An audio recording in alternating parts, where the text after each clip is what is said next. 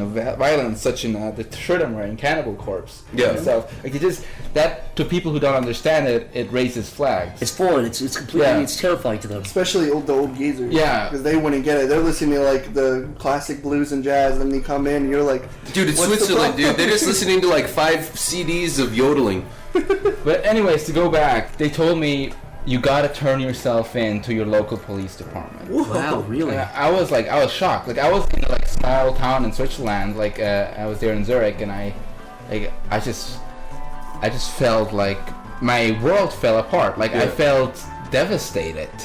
And then they said and they also said this really weird thing where they said, give us a call in the evening. We just want to make sure you didn't hurt yourself.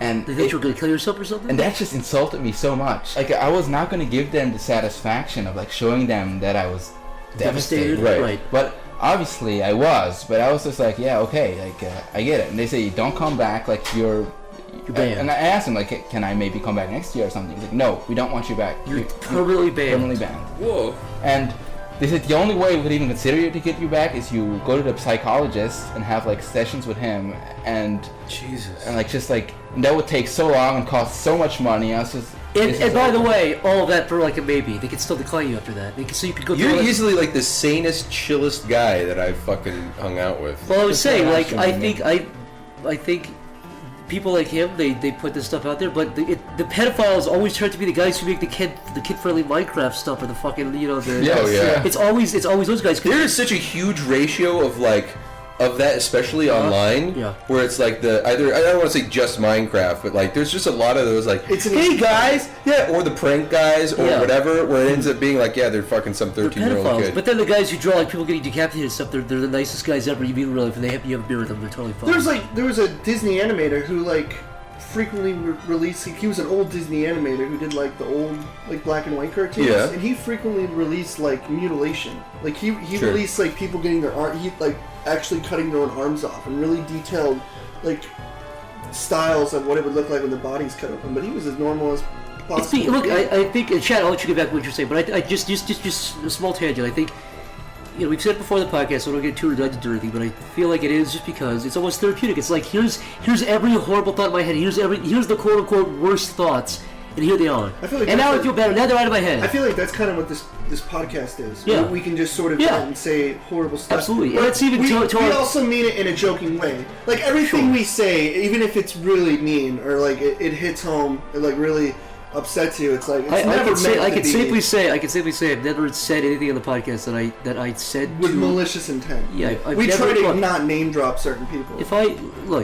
If somebody said you said this joke and it really hurt my feelings because I have a personal connection. Then they also should understand that you're kind of like. But my point is, even then, I'm not gonna feel good if I hurt somebody's feelings. But at the same time, I never. No, yeah, but they should understand that even if you're walking into a minefield. The big thing is it reminds me. Look, it's like. You laugh because we for this person, that person, this person. Like maybe you laugh at the black joke you told earlier, or whatever. Yeah, don't be an Indian. But then when you tell the fat joke, it's like I'm fat. You take it really personally. Yeah, don't be an Indian giver. It's either give everything or don't give anything at all. Well, that was the whole thing with South Park. Was like they were talking about like, oh yeah, everybody thinks it's funny until the joke's about you. Yeah. And then all of a sudden they're not funny at all. They're really offensive. You can literally laugh at 90% of other people going, oh, fucking idiot, then it gets to you and you're like, ow, my feelings are hurt. So Chad. Sorry, continue. They tell you that you're a menace. They tell you need psychological help. They tell you that you're not allowed back into school. And to give myself in. Turn yourself in. And to call them later to let them know that you didn't commit suicide. Yes. Okay. And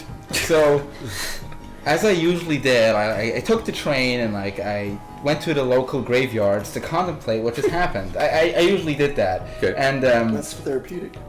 And I was just thinking I'm gonna have to go home and face my mother. Yeah. I will have to explain this to them. They didn't even know I do that kind of stuff. Right. And I had to face my parents and explain this to them why my life now has no more future. Did you consider lying? Did you consider making up a story? Not even for a single moment. Good man. I'm assuming in your head it was more like, well, I can't. Because you can't lie to them and say, oh yeah, because you're going to have to, you can't lie about That's the same. In my mind, I was more thinking what's next? What will I do after, can I still, Can I go, yeah, that was the top for you. I would do the same thing though. Like if I was in a situation where my parents confronted me about what I do, I'd be like, yeah, I do it because it's what I do. I've done it for years and I'm not going to change. At that moment, were you thinking that you were done with games? Yeah. Did all these things start flashing? Because initially it was like you got into college, you were going to do your game design. I was definitely thinking I'm not going to do anything creative for the rest of my life. Like, I'm not going to do not for a job. I'm not going to do it. I told myself I'm going to just quit. You thought you were just going to do like a desk job the rest of your life? Yeah, I just thought like I'll just come with me. Like I'll just, but I did not consider that I would ever do like anything creative. Sure. And I called and I said, like, I explained to them. I went home and I kind of like, how you guys say, face the music. Yeah. And I reported myself into the police department. No, you didn't. I did. I went there. Spoken like a true gentleman. Jesus. I confronted them, and they set me down in this interrogation room, and they printed out all this stuff. They hung it up on the wall. All your drawings? Yeah, not all of them, but like some of the more extreme ones. They started questioning me, and it was just such a bizarre experience. It's like in a dream. Yeah. Like this Kafkaesque nightmare. What was the expression on your face at that point? That is literally out of a Kafka. It's like story though. Stern, like, because you can't show. You gotta still remain the shark. So your tears are invisible underwater. So you're still not turning back. You could be no neck. No, you could be. Never. But then you get out of the water. You're committed though, right? You could be a hammerhead shark. You said like the most evil sharks in the water. You could have been the hammerhead. They're not the most evil ones. Instead, you were a white silverback. They're the ones that like fucking. It's a gorilla, Corey. Yeah. Type of shark. But so I'm They assuming plant car bombs. I'm assuming Ruin your credit score. I'm assuming Yes. Let me tell you something about credit score. You were saying, Zach. Can't recall. Anyway. Yeah. So you're sitting there in the interrogation room. They've hung up all the art you've done. You're like, I know, I drew it. I'm assuming at this point you're like, I've already been caught. I might as well just kind of sit here and just do it. Just stick to my guns. I just see what they can give me. How were they treating you?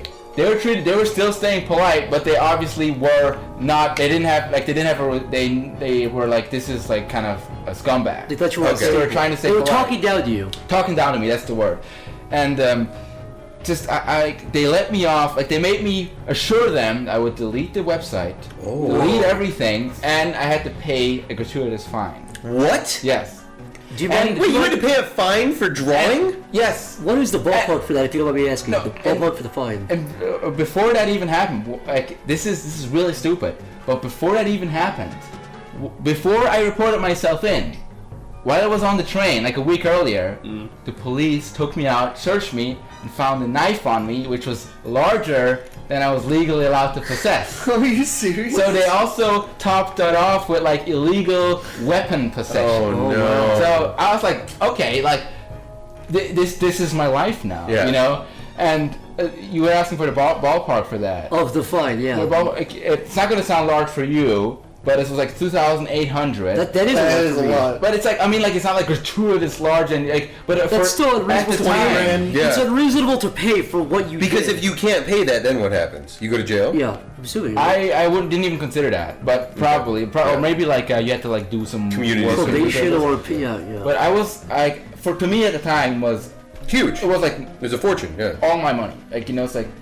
More like, it's just so much fucking money. Like I never, like, I was just fucking baffled. At that time, like, obviously I was broke. Everybody looked down to me. Everybody thought I was this fucking scumbag. What did your parents think? Did you lose think? friends over that? I didn't have that many friends to begin with, so I was kind of one of those guys. More like kind of a. You were a lone wolf. Lone shark. I kind of chose to walk alone a lot of times, but. Yeah, it's just like the green dog. In America, I mean, in Switzerland, army service is mandatory. Okay. So I thought, like, okay, I'll just do my army service now instead of a few years later. I'll just enlist right now and get away from all of this shit. Yeah. Enlisted, and I told them I don't even care what you give me, and they gave me a service as an artillery tank man. Whoa. So they took your knife away and they handed you a tank. They handed you a knife. They handed you a gun and a tank. It was mandatory. What's crazy to me is that Switzerland has has mandatory service, but the country is famous for being neutral. It is. It has always been. I don't know much about Switzerland's history. What was the last war you guys were in? They defeated Hitler. Yeah, single-handedly. Hitler wanted to invade us, but they couldn't because of the mountains. Because Switzerland flexed their arms, and Hitler blushed and turned and ran away. Yeah. The mountains blocked Hitler. He couldn't see over the mountains. So he's like, nobody's over there. Yeah. So he's the other way. Are you saying? Yeah. And I enlisted in the army, and the minimum thing there is it's like 5 months, but you have to do an entire year, but you have to do 5 months at once, then you can come back. Like, can I say something also? Yeah. I was also talking to Shad at this point on Skype. I think we were actually like communicating at this point, yeah, we like via mouth. At first, when I first met Shad, he was very reserved. He wouldn't talk to me, and I was fine. I typed to you until eventually we came around and we talked, and that's pretty much I talked to Skype. I was gonna say I typed to Skype to Shad. Well, I type, talk. CPR, help! I talked to Shad every day on Skype. Yeah, I could get it. I was just getting tongue-tied. And then, like, one day, he's like, I gotta leave for 5 months. I'll see you later. And I was like, oh, okay, dude. Good lord. Yeah. Anyways. But basically with the army, like, even though we don't have a war and stuff, they still train them like real soldiers. They make them go through everything. Prepared. Yeah. Like we would actually have a war. And, like, but the whole army thing, it really made me look at life differently. How? Because it just, your whole world gets taken away from you. Does it put things in perspective? Yes, it does. You know that the citizen speaks of opportunity, and the diplomat, he speaks of authority, or of policy. But the soldier, he doesn't talk at all. The soldier just acts. Yeah. And that's why it kind of made me realize that I should stop trying to think over things and just go for what I really feel like.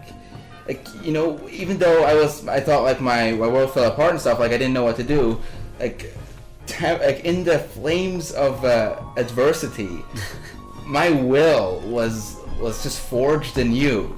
Yeah. I just had like this iron will that just do what you want to do. Not over. Like, I'm not over with this. Do you think a lot of people get that from that experience, or do you feel like it was kind of specific to you?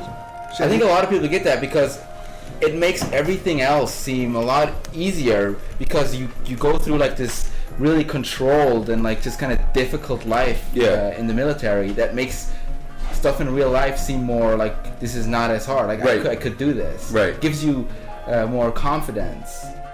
That's interesting because they talk about like the American military has a saying called I think it's for the Army, be all you can be, and a lot of times that is kind of one of the major benefits they say that people get, or one of the things they walk away with, is the idea that they have more confidence that they can tackle, you know, bigger problems. They can start that business. They can, you know, handle situations better. That is very true. But I never thought, I mean, I guess you see in the movies, I guess I always thought the opposite was happening, though. I thought it was a breaking down. They break you down, but they build you up again. I see. Hey, I want to know something. Yes, go for it, Chris. When you first got back to your house after like that first kind of police talk, like did you talk to your parents that night? Yes. And like, what was the reaction? The reaction was more like. Were you like shitting your pants? Were they like, what the fuck, or were they like, oh, that's terrible? I wasn't shitting my pants, because like fear is often born of uncertainty. Yeah. And I was certain. I knew that what was gonna happen. I knew they wouldn't like that. I knew what I did. Yeah. So I was just more like accepting and more angry at myself that I was so ignorant to like be so free and open online about those kind of things. Yeah. But obviously everybody has like a certain respect towards their parents. Right. Yep. But it also, like, I also kind of think that in the end I can stand on my own feet. Even if they wouldn't want to accept me anymore, I could still somehow survive. So how long was that period after that happened? Like, were you brooding around the place kind of mopey, or no? I went straight onto the pretty army? fast. Like, it was only a few weeks. Oh, they're pretty Chad, fast. I have to ask, right? I definitely thought, you know, I'm not like I'm not the most patriotic guy, but I've considered, I've at least thought about joining the military. Do you think it's good character building purposes? I think for you, no, because you already have like No, I just mean in general. You have an excellent character. Like you. But I just mean like for discipline, for people who are maybe like ungrateful or think woe is me. Yes. For the oppressed people who like when somebody talks bad about their Tumblr post. I'm talking about they need some scolding by if you're a rich suburban white kid whose parents make like $100,000 a year and you cut yourself. Yeah. Those kids, you think should definitely go to that guy. But I fantasize when I just go to like boot camp or something. I don't know why. I've always just thought it wouldn't be fun. I don't think it'd be fun, but I think it'd be. I don't know. I've always had a weird. Honestly, it's no. I know what you're saying because I also have kind of had like it's not really a fantasy, but it's almost like a weird desire to see what it would be like to be a army guy for one day. I'm saying it's not a given though that you'll make it through. 60% of my platoon was That's gone what I'm saying. That's what I'm saying. I would like to see. No, like just they left. They couldn't handle it. That's some hardcore training. They couldn't handle it. No, they broke down crying. But I thought you said you have to do it. No, there are alternatives. If they are alternatives, if you can't do it, if you're not physically fit, or if you're a drug addict, there are alternatives. Yeah, that's what I mean though. I would like to see if I could do it. I think that's what I mean. Was there a ranking? Like, do you know how well you did? How well you stacked up with everybody else? The thing is, I was not a very good soldier, but I have a very thick skin. I do not let things get to me too easily. So, if they physically really just harass me, that I'm broken down and I am physically exhausted, I can just get back up again. Right. And I always had a sense of humor about things. Like, I just don't, if you don't let things get to you, because it's mostly also psychological. Sure. Because they do things like it's like a Full Metal Jacket. Yeah. Or when you do something wrong, everybody else gets punished, so they hate you. Yeah.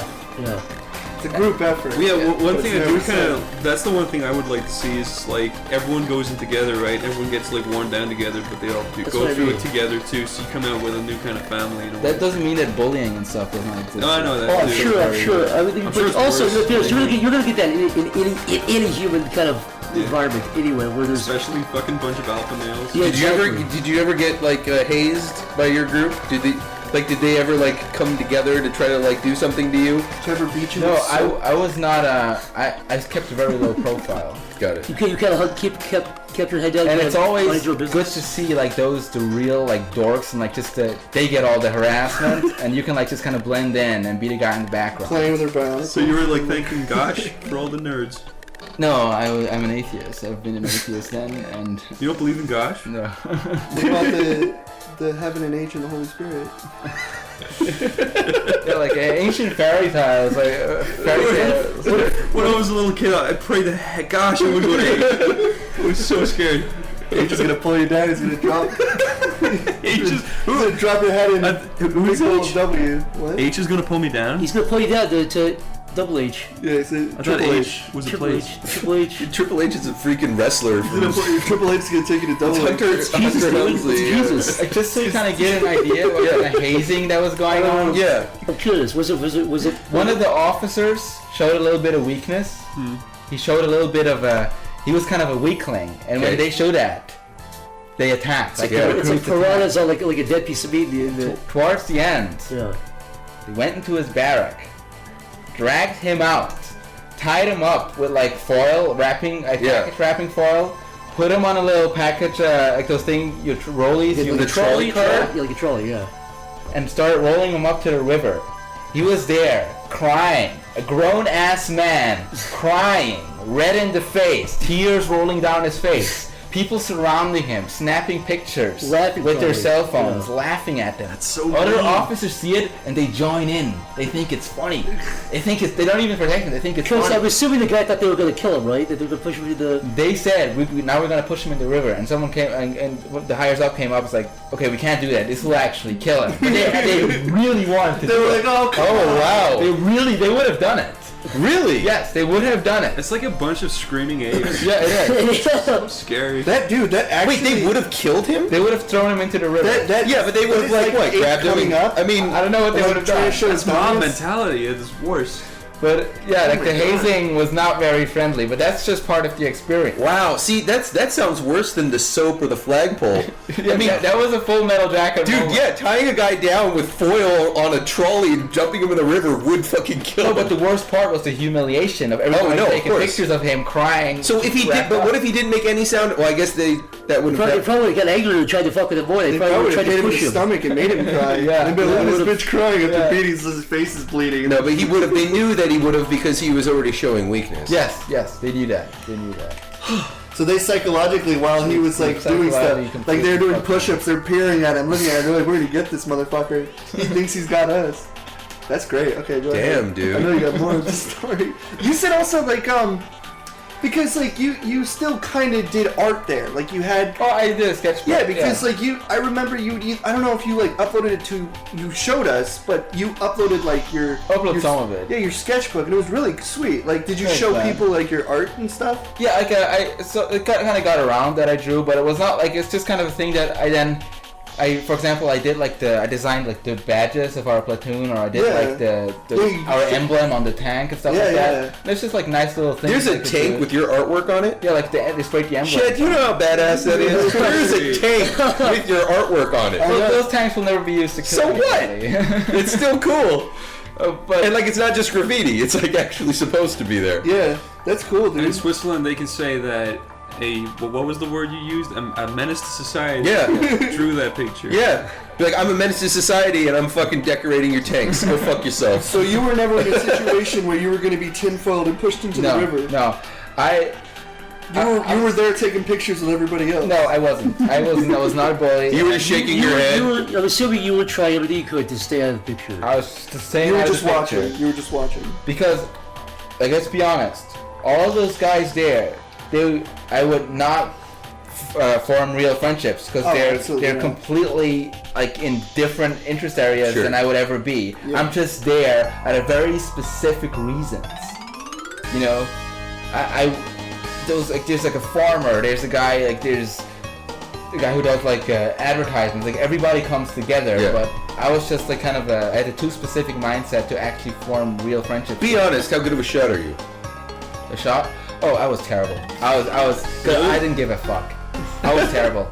How good do you think you could have been if you really applied yourself? I don't think. Did you say you had a stencil of your artwork? Yeah. You should have held it in front of the cannon of the tank and then shot it at the private investigators. Yeah. And then turned them into your artwork. From afar. Splattered their brains all over the tank. You could have turned them into your art, and then they'd live as your art, and they wouldn't be able to call you that anymore. It's true. Okay, so when you were a bad shot, would that be like, okay, 15 push-ups, everyone else, because he can't shoot it?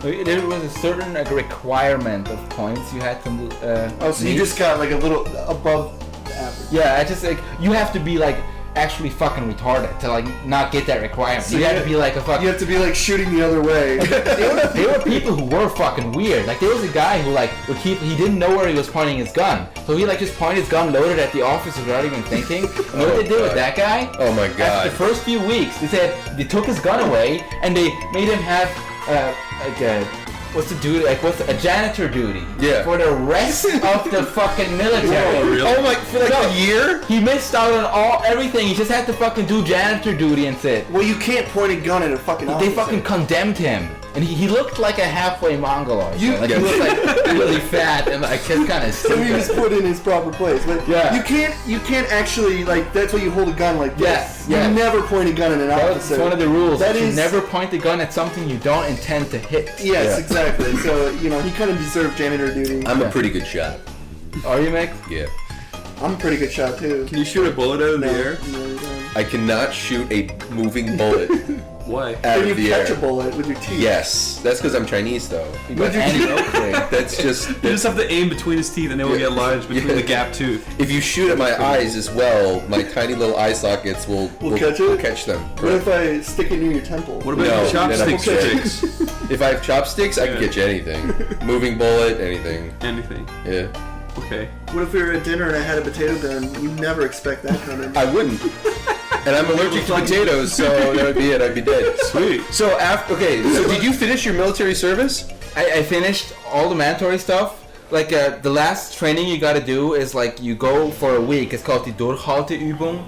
For a week, you go out with the tanks into the forest, into the wild, and you just survive there without food. But you get water, but you have a very minimum, like almost no food. You have to hunt and shit? No. Oh. You just because you can survive without food easily for a few days. Oh, so they literally it's like a want fast. you to not eat for a few days? Yes. It's like fasting. You get as much water as you want, but you have to like do stuff like exercise and stuff. Like that would make it a lot harder. You do the tank stuff, like clean the tank, okay. Like getting the tank into gear, like shooting it, and you do like guard duty and stuff. Like in the night, there's so little sleep you get because you have to get up and do your rounds as a guard, and you sleep for like an hour, and they wake you back up, and it's fucking crazy. So sleep deprivation and without food. Yeah, that's funny because it's like you said, you haven't done something in years in Switzerland. Like there's been no real military but thing, they really keep you and alive. they're like, this is like stuff that they probably do here. Like they prepare you. I don't even know if it's like, I don't know if there's like. I think there's like standard military training. Yeah, and that's just like standard protocol. Yeah. Prepare. The food is one thing, but the sleep deprivation is far worse. Yeah, than the starvation. That would kill you. But like, so if you saw, I think you get so tired you don't even think about food. Did you see any like guys like picking up bugs and eating them and shit? No, they talked about that. They talked tough, like they would do that, but nobody actually got hungry enough to do that. Have I said like the longest I've stayed up before? I don't know if I've talked about this. Oh, I know what it is, but no, I don't think you told me. Yeah, the longest I've stayed up was 4 straight days. And What were you working on, Corey? I was working on a unforgiving flash that will never leave my brain, and I won't speak too much about it, but it starts with an S. Yeah. It ends with Anity. Not It ends with God damn it. And let me tell you something that's pretty funny about something called sanity. Okay, because that's what I fucking lost after 4 days. Yeah. When you sit there for 4 days on a cartoon, and this was the first time I ever had energy drink, so I was like, there was just these spots that were circling my eye, and I was like grabbing them, and I couldn't feel my hand. Half the time, my hand was so numb. I couldn't even draw. I had to give half my work to my other friend because I couldn't draw. Whoa. I was sitting there. There were just spots constantly in my face. I thought I saw like a fucking like little mini shadow guy running around my room. Like he was just like scurrying around. I had no idea what I was Any saying. kind of sleep deprivation, the first thing that I get is peripheral like spooks. I always see things out of the corner of my eye. It is actually like being basically schizo. Like you're just looking around, you constantly feel like somebody's looking at you, and you're just like, I need to sleep. I had a but I can't sleep. It was. I had a full hallucination one time. I didn't sleep for like 2 days because I was working on something. And I was in the shower. Oh my god! I remember looking at the crack of the shower where the curtain met the wall. I was like, wouldn't it be scary if a fucking face appeared right there? And I kept staring at it. I kept thinking about it. And the more scared I got, the more I looked at it. And then my brain like conjured up a fucking the most terrifying face it could. And I fucking screamed. I was like, ah, fuck! I was like, alright, fuck this, man. He got in the shower and I went to bed immediately. I was like, I don't like this. So you had to do sleep. Yeah, but this is with a gun in your hand. Oh my god! You're doing guard duty. Did you have guns in your hands when you did guard duty? What if everyone else? You sleep with your gun. You never like leave So you your gun didn't away from hallucinate? you. I never hallucinated, but the worst part about the sleep deprivation, besides like just feeling absolutely miserable, was how angry everybody would get. Irritable, how right? irritable. Yeah. And that was really bad because I'm not an irritable guy. Like I just like to keep I don't like to get into shit like that. Yeah. And when they start getting into shit like that, it's like it just really pisses me off. Like, it just really gets to me. What's some sort of stuff that was getting you like grinding your gears? Like when grinding my gears. when a guy like says like when you have to like check the map, like you have to every now and then you have to take the what are those things like a walkie-talkie? Yeah, like it's but it's a really big one. It's a really fucking heavy big one. Walkie-talkie. It's like the comm or whatever. and you take one and you have to like mark on the map like coordinates. The coordinates, And like when like the guy who's like guarding with you is like, oh, just do it for me. I want to sit down for a moment. I was like, no, man, it's your turn. And he gets really pissed off. It's like, no, just do this now. Like it's not that much. Just do it. Like dude, it's your turn. You know? And he gets really fucking angry. And it's like. It's your fucking turn. Do they start throwing punches and shit? No, not with me. We never I never got into like an actual fight. But some would actually. if you get into a physical fight, you get like actually they throw you into a military jail. Oh, really? So yeah, you try to get your own jail. Solitary confinement. Yes. Jesus. The hole. Yeah, I was gonna say they put you in the hole. The spit hole. I was never in there though. Yeah. Everyone lines up to spit at them. They're like, oh, find people. We used to have a spit hole in our school. No, you didn't. It's called your asshole. Everyone just lined up and knocked a look into your own gaping Not butthole. my asshole. That's all it was. We used to have a hole in our school that the teacher would put you in and tell everyone to spit on you. You'd be sick right now. Really? Yeah. What if somebody decided not to spit and fucking like barnyard blow shit at you? Oh, Chad! Chad, come on, stop interrupting us. Go on with your Yeah, story. come on.